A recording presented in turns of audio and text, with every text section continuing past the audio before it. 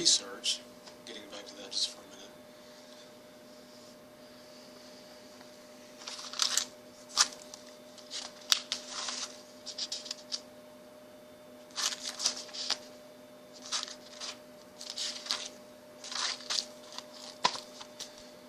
using what's called a tri-field magnetic field meter, which measures magnetic fields in the XYZ axis in space in 3 dimensions.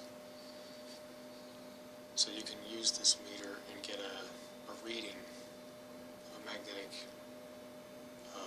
anomaly, like right within this space. It's not something that will necessarily be picking up your television and wires in the walls, things like that. It's going to be a very specific tri-field meter. And using another device called a frequency detection meter, which sends out a high frequency pulse you can't hear, and the microphone picks up the sound like a bat using sonar.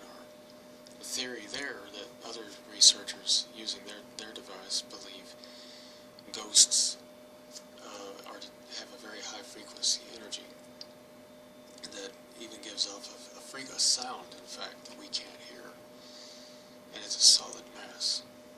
And that frequency detector has a radar screen which sends out the pulse, and then you can see red blips come up on the radar. Using that in conjunction with a digital thermometer, I came to a conclusion that the magnetic field detector in a certain part of the room indicated a cold spot where there's a magnetic field sitting in that one area, the trimeter. Then I used the frequency detector and looked in the room, and I noticed there was red blips in that area.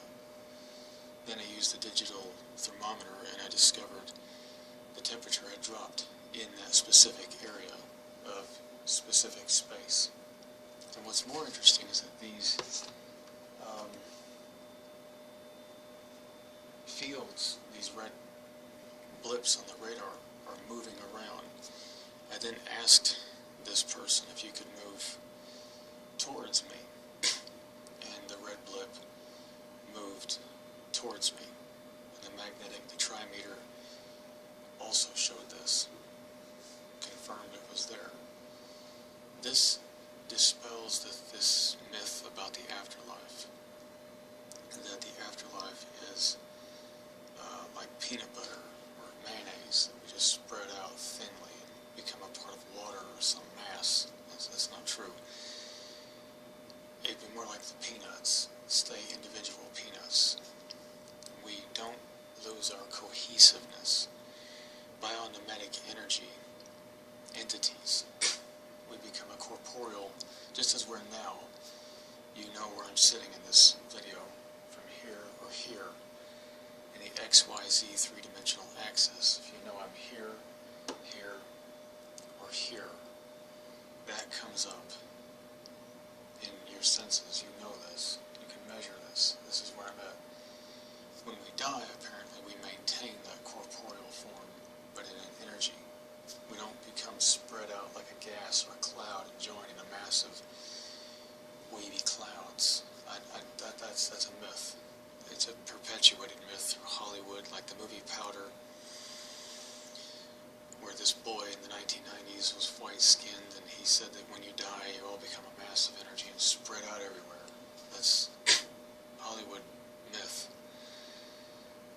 In reality, ghosts research, we maintain our cohesiveness, our mass, and we become physical to non-physical, but we maintain our cohesiveness in one, which is comforting because it means that your relatives visit you and visit other relatives.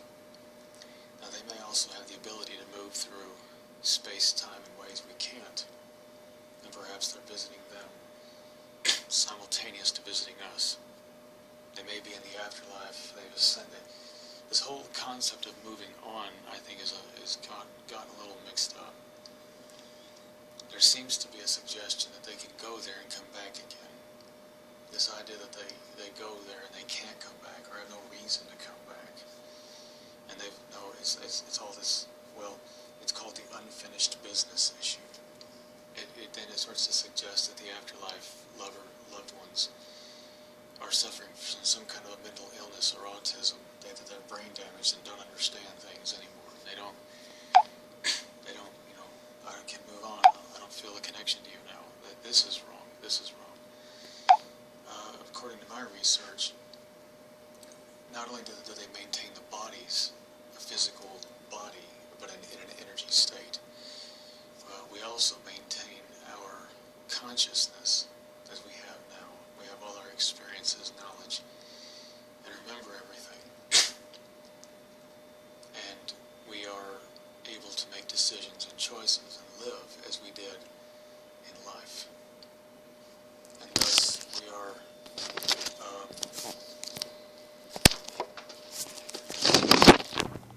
making the conscious choice to come back from that other world and come back here. I think in some beliefs they talk about a purgatory and they move on from there to the afterlife. There's a middle ground, there's a higher dimension. I agree with this. But I think that once they get beyond there, into that higher ground, they can then find their way back here. But they have to first get there before they can start coming back here. They have to graduate, in other words. In order to go back to school, you have to have graduated school. So they have to graduate this plane into the next plane, and then they go on to this other plane, and then return when they want to return. This is just my research. Also, my other device you've heard me use on YouTube is the PSB-7 Spirit Box, created by the late, great Frank Sumption. Spirit Box research has been put down by a lot of people, both skeptics and disinformers alike, who have been saying that the Spirit Box has too much static, it's just, can't really hear anything. But you've heard of my videos, the same person will come through each time. And I'm in England, and I get American-speaking people come through that I've asked to come through. And it's the same voice, the same accent, the same person. And they answer questions cognitively, thus dispelling the myth that just blows a lot of myths out of the water right there. One, that our consciousness becomes a spread out like mayonnaise or jam. It stays cohesive in one. And two, it means they have the means to go there and come back whenever they want to. So they're visiting they're visiting us when they choose to do it, but they are coming back. They have to get there first before they can start coming back here and make that trip back and forth.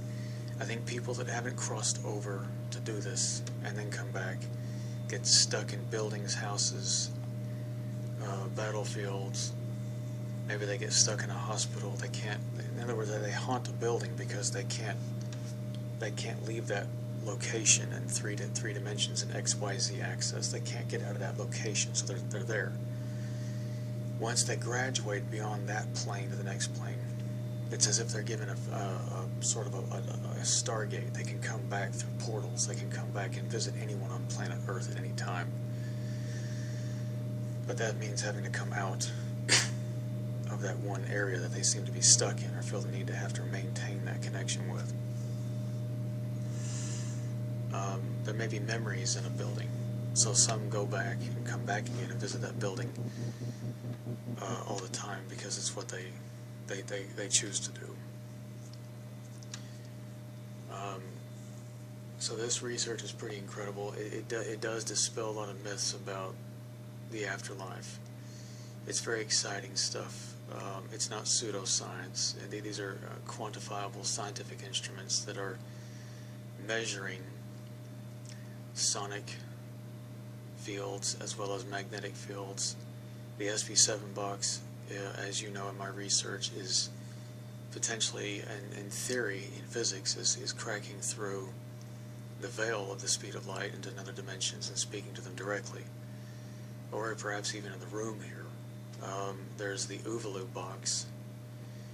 Of course, there's, as I said, the magnetic field or the tri-field meter. and of course the digital thermometer. And all of these devices, along with your own sense and feeling and psychic sense, 7 different instrumentation devices, including yourself, thus proving the existence completely and scientifically of an afterlife, completely and totally proving the existence of a singular living body, energy body, of when someone dies, and a unified one person. It's not, we don't die and become a massive cloud, jelly spread out, and we all join into one big cloud mass, and that's it, vaporize into the ether. We don't vaporize into gas or anything like that. We are still a singular living entity. Now you say living, Jace, well, how, in what way? Well, I think because we love them and they love us back. That feeds them, because love is nourishment. That's an energy. Love is energy. They feed off energy now. And our loved ones are feeding off the love we're giving them and the love we're sharing, love they're sharing with those out there. And it's important to validate when you feel them. You'll feel them. You don't need all these instruments that I've got, these fancy gadgets. You just feel them. You know they're there. Speak out. Hey, I know you're here. I love you. You could do it in the car. Oh. They'll be crossing your thoughts, and you'll be thinking about them. And then that's the moment you know they're there. So then start talking to them. And I know that because of my own research. I've used these devices, and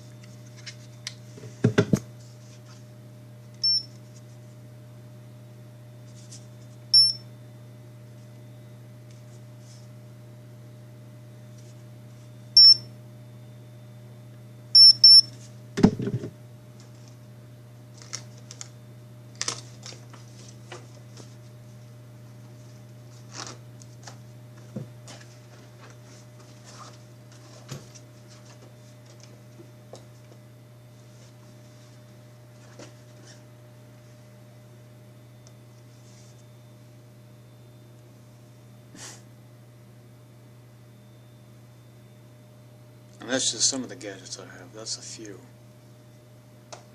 I've got loads. Now, of course, the good old-fashioned compass is a good way of knowing when someone's about.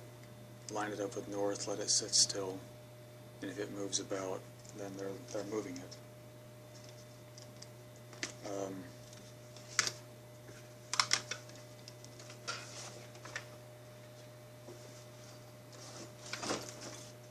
And my list of gadgets just go on and on. Sometimes I misplace my gadgets. I've got loads. Plus I've got a tape recorder, a digital recorder, and a parabolic microphone which can hear voices up to a mile away. And that's just part of my toys I have in my research devices. I've got loads. Every time I go to eBay, I'm always finding the new devices and trying to get them. But using all these in conjunction, these devices, it's called triangulation of an event. You're triangulating. If you can triangulate this as a researcher with any 3 of these devices in one location in space-time, you've got a confirmation, plus your own feelings psychically, you've got a confirmation there's somebody there, there's something there. Now, you don't need all these devices to do this. You can do this with one, or you can do this with your own feelings. You can just be the psychic and do this on your own. But I'm giving you a quantifiable, scientific fact that we don't become masses of jelly. We're still alive. We still exist. And, of course, there's ways of photographing, videotape. I've just left that out. And we're still very much a part of the lives of the loved ones that we left in this world.